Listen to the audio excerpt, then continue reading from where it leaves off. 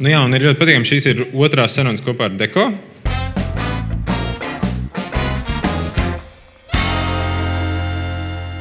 Šodien mēs kopā ar jums pagatavosim pāris vistas vrepus, kas ir ļoti iecienīgi mūsu restorānā. Vienmēr svaigi un paši labākie produkti. Viss notiek ļoti vienkārši. Es tik daudz esmu strādājis ar jauniem dizaineriem no Mākslas akadēmijas un citiem, kurus es gribu iesaistīt foršos projektos, kas viņus var attīstīt. Ja?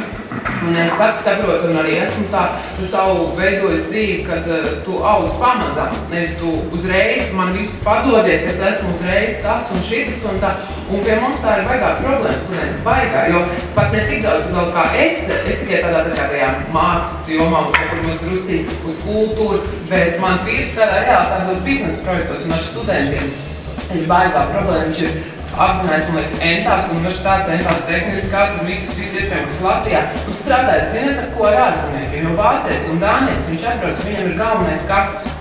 Pieredze, yes, tāds projekts, es šitien gribu, jo tā ir mana bagāža. Dizaineriem ir iespējas braukt praksē, gan mācīties, gan praktizēties uz ārzemēm. To pašu tuvāko Skandināvu ir dažādas programmas. Ir arī uz Polonu braukā un tam līdzīgi uz to pašu Eindhovenu. Un pēc tam, teiksim, iegūšot starptautisko praksi, kas arī ir finansēta, ir līdzfinansējums, ir fināli. Mēs atgriežamies šeit. Ja ir ražotājs Latvijā, labi, ja nav ražotāja Latvijā, iespējams vēl labāk būs konkurētspējīga cenas ziņā arī. Meklējiet ražotājus citur. Teiksim, kad runā par ražošanu ārpus valsts, ja, tas ir Latvijas ražots, teiksim, radīts dizaina paraugs, un kā tu vari pārdot pēc tam to dizaina paraugu. Cik daudz latvieši reģistrē dizaina paraugus, ja? un kā vispār ir, vai jūs, teiksim, kā uzņēmējs, jūs reģistrējat tos dizaina paraugus, vai ne? Vai jūs redzat tam vērtību, ka tas kļūst kā uzņēmuma, teiksim, pievienotā vērtība? Nevienmēr ir jārada unikāls produkts, respektīvi kaut kas ir jāpatentē. Patents un dizaina paraugs ir diezgan atšķirīgas lietas. Ok, dizaina paraugs arī.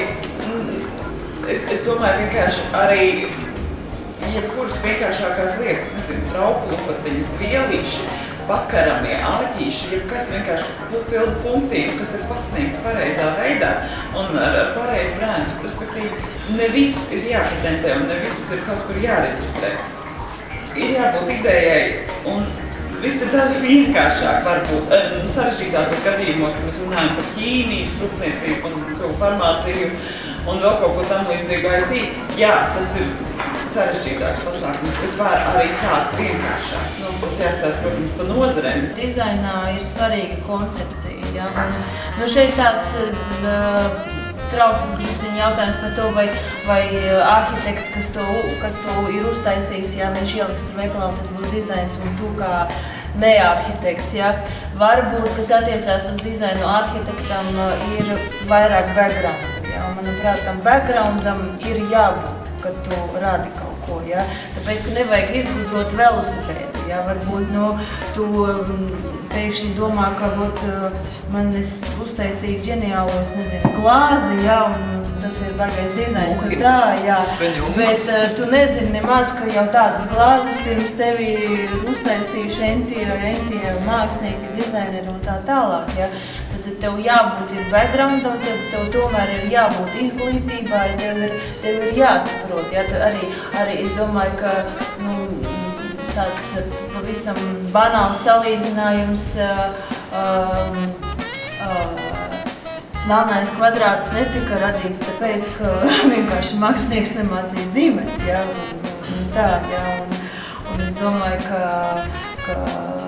Saitvomblijs, kas maksā arī miljonus, ja? Viņš arī māk ļoti labi akadēmiski arī zīmēt un gleznot. Ja? Cik es gribēju teikt, ka tu esi ļoti sarežģīts cilvēks. Es, teiksim, nekad neesmu aizdomājies, vai mani čakari man vienkārši izlācīt. Var vai ne? Vai es varu atļauties, vai man to vajag? Tas ir sarežģīts. Nē, to vajag, jo parasti viņam nevis vajag, vai gribās. man to vajag, lai es ietu un vajag, un tad es ietālēt teikt. Ja tā kā Agnēs saka, kad viņi redz atvišo klustu, un viņi saprot, ka par 9000 viņi nečakarē. Kamēr jebkurš cits, kuram nekāda ideja nav, kuram nav nekāda ideja, kas ir Luis Pulsen un tā tālāk, viņam liksies, ka viņš čakarē vismaz 20 reizes. Tā kā tas ir relatīvs jēdziens. Un, piemēram, jebkurš no klātesošiem nokļūstot Londonā Harrods veikalā, justos čakarēts 100 reizes. Ja? Un vienalga, vai tā lieta ir vajadzīga, un vai arī macīši atļauj, tā sajūta nepametīs. Tu viss ir tik skaists. Un visu gribās pareizi, viss strādā, mārketings, vispār viss to pareizi strādā. Droši vien tu vienkārši to pat čakarē 10 reizes, bet par statusu 90. Nē, bet zin kā, čakarē, bet baigi forši, ka es to tā nejūtu. Man patīk, ka es to tā nejūtu. Ir ļoti daudz veikalu un ļoti daudz preču, nezinu, kur cenu veido tikai materiāls, pa lielākoties materiāls. Bet tad mēs ejam pakāpīts augstāk uz dārgākām lietām un ar lielāku pievienoto vērtību, kur to cenu veido jau dažādas lietas, gan brands, gan stāsts, gan dizainers, gan nākotnes investīcijas, viss kaut kas cits, plus vēl veikalu, teiksim, tirsniecības izmaksas. Tās metodas ir dažādas, bet viena no tā pircēja viedokļa, man liekas, ir tā, ka kāds darbība, cik tas maksā, ja es zinu, ka es to gribu, ja es zinu, ka es jutīšos ļoti laimīgs ar to lietu, vai ar to krēslu, vai ar to kleitu, viņi vienkārši ir jāpērk, ja tu to var atļauties, protams. Tā ziņā, jo mēs pērkam sajūtas, tāpat kā apdrošināšanā, mēs pērkam drošību, mēs nepērkam polisi, mēs pērkam to sajūtu, mēs nenervozētu.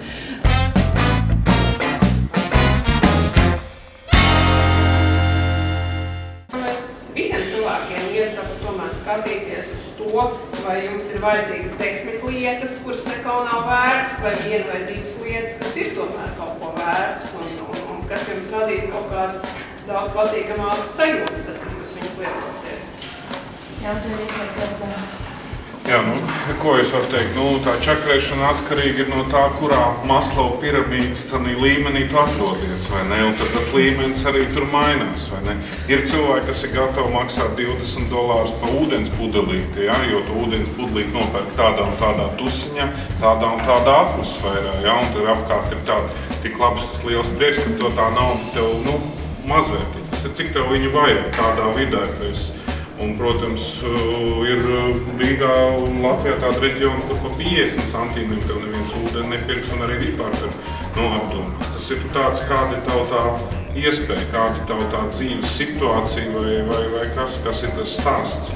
Tām lietām, ko es ikdienā lietoju, es skatos no savām plašākām nozīmē higienas prasībām. Tas ir materiāls, tas ir kvalitāte, kā es to lietošu, un vai man tas sagādās gandarījumu, kā es šo lietu lietošu. Ja?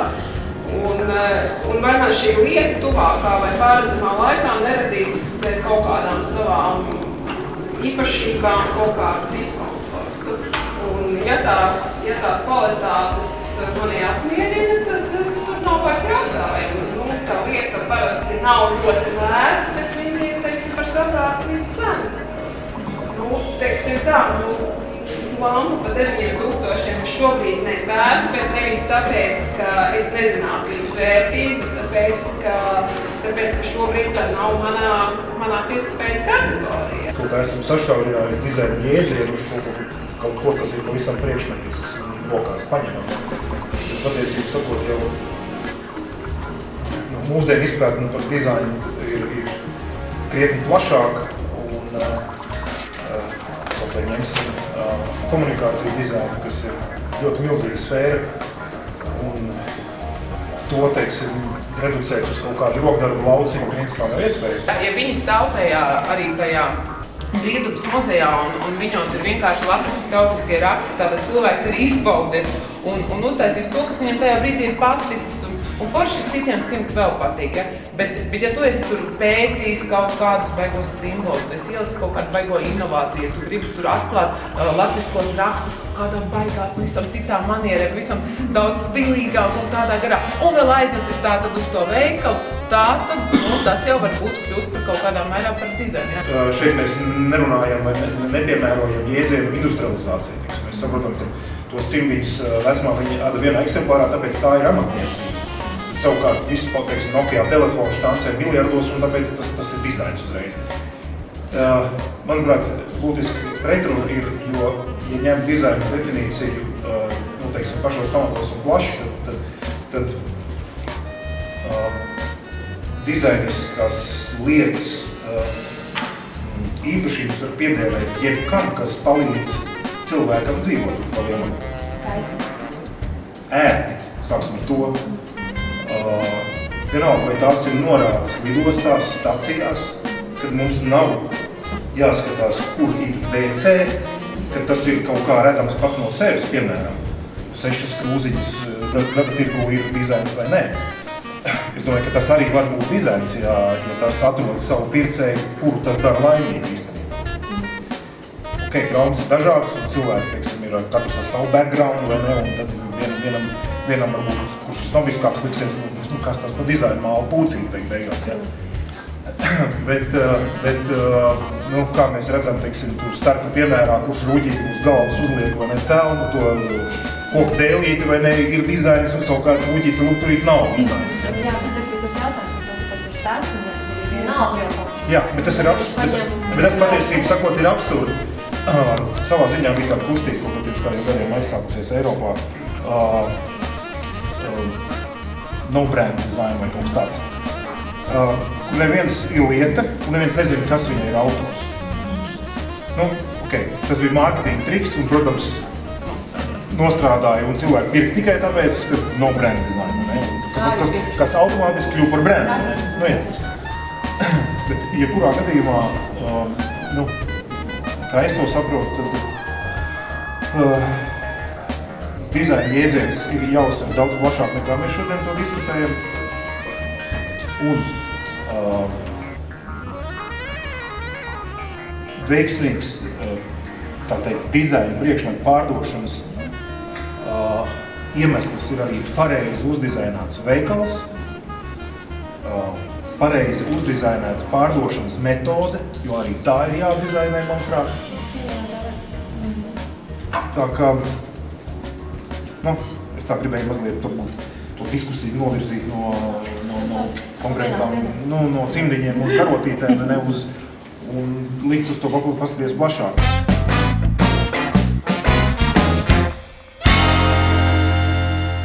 iPhone dizains pats par sevi ir tik pilnīgs, ka viņam nav vajadzīga nekāda mācība, kur mēs atgriežamies pie tā kā dizains ir radīts, lai cilvēkam būtu ērti. Tad es apgalvoju, ka šis maciņš ir dizains, tāpēc, ka tam cilvēkam, kurš lieto šo iPhone, ir vajadzīgs, lai viņš varētu šo iPhone ielikt tajā maciņā, kas viņam ir patīkams, ergonomisks un ērti lietojams. Tur arī ir šī dizaina koncepcija, tad šī gadījumā vienalga, pat ja viņš ir izgatavots vienā eksemplārā, šis konkrētais maciņš, tad viņš ir tāds, kāds šim cilvēkam viņš ir vajadzīgs, lai uzlabotu viņa ikdienu. Dalot lietas, teiksim, rokdarbos un dizainā mēs drusku klišejas domājam. Protams, to dizainētu lietu jēdzienu mēs gribam saprast, ka tas ir kaut kas tāds ļoti nopietnis un ka tas ceļ mūsu pašapziņu, ja mums tādas ir izdevušās, teiksim, vai izdevies tādas radīt. Bet tāpat laikā, ja kritērijs ir lietošanas ērtība un vajadzība kādam viņu iegūt. Un kas netraucē cilvēkam dzīvot. Ja tie cimdiņi netraucē, es domāju, kāpēc viņi nevarētu saukties arī par dizaina priekšmetu. Es arī labprāt pirktu vairāk to Latvijas dizainu savā mājā. Nevis brauktu, piemēram, uz Holandi kaut kādu vintāžu meklēt, tāpēc, ka kaut kādu fantastisko pasaules dizainu es arī nevaru atļauties. Bet tā cena tik un tā kaut kur pēc tam pat, ja ir tie veiksmes stāsti, viņam nenolaižas. Un mums vai nav tās patriotisma arī jūtas kaut kā, vai arī liela dažiem oponentiem. Uzradītu šauļu, tās ir 5-6 darba stundas cilvēku stundas, kurām var pielikt ciparu klāt un tā tālāk. Man tas ir prasījis 12 gadus profesionālo izglītību, manu laiku, materiālus, lai es varētu radīt konkrēto produktu. Bet pagaidām mēs nevaram vispār rēķināt. Tā ir tā mana pievienotā vērtība. Kāpēc, teiksim, anonīmi Ķīnā ražota šaulīte ir nopērkama par 2,50. Un kāpēc mans darbs maksā, teiksim, reizes, tā kā viņa veikalā maksā, reizes 100 īsti, ne 80 reizes tā tas ir. Nē, to es visu saprotu, arī par to visu, par to darbu stundu, par visu. Par jautājumu īstenībā ir tā, ka tad, kad es tikko sāku, tas bija pirms vairākiem, kad es uztaisīju savu uzņēmumu, es devu uz realizāciju Latvijā savus darbus. Reāli par pašizmaksas. Un? Es saprotu, ka pirmkārt man tas nav vajadzīgs, jo man tas nedod gandarījumu. Un otrkārt arī tie cilvēki, kas beigās viņu nopērk, tā nav mērķa auditorija. Tie ir nejauši pircēji, kuriem šī cena šķiet pietiekami par to produktu, ko viņi redz, vai viņi saprot to vērtību, visticamāk, ka nē. Viņi nesaprot to, ka tā vērtība, ko viņi iegūst, bija 4 reizes lielāka nekā tā cena, ko viņi samaksā. Cinda īstenībā daudz vairāk sildīs, ja es būšu nopircis Brīvdabas muzejā, būšu parunājis ar to tantiņu, vai ne, viņa man būs pastāstījusi arī par saviem 12 ieguldītajiem gadiem, vai ne, tur iekšā, vai ne, un es esmu gatavs viņai nevis pieču, bet 20 iedot, ja, par to, ja, jo es būšu paveltījis laiku, es būšu ar viņu parunājies, ja, un es arī nevērtētu, ka rokdarbs ir zemāks par dizainu, ja, es nekādā gadījumā nenostādīju to kādā pakāpēs augstāk zemāk, ja. Tas ir vienkārši, kā tu viņu brandingu. Viens nosauc viņu par rokdarbu, ja, un caur to izspiež cenu, ja, jo viņš ir super rokdarbnieks un viņš maksā daudz dārgāk nekā tāds dizainers, kurš tur ražo tūkstošos, ja, bet viņa maksā lētāk. Es gribu pārcelt to, saprotiet, vai nu to, teiksim, mazo Latvijas modes industriju, bet tomēr, ar ko es lepojos, vai nu arī, piemēram, jebkādu dizainu darbu vai kaut ko, ja saprotiet, ka tas ir kaut kas par stāsts par mūsu atbildību, par to, ka mēs dzīvojam šajā zemē. Un ja mēs aizbraucam un izglītojamies kaut kur citur, super, vienkārši cepuri nost, es ar tā gribētu, bet kaut kāda daļa ir jāiegulda taņī, no kurienes tu nāc.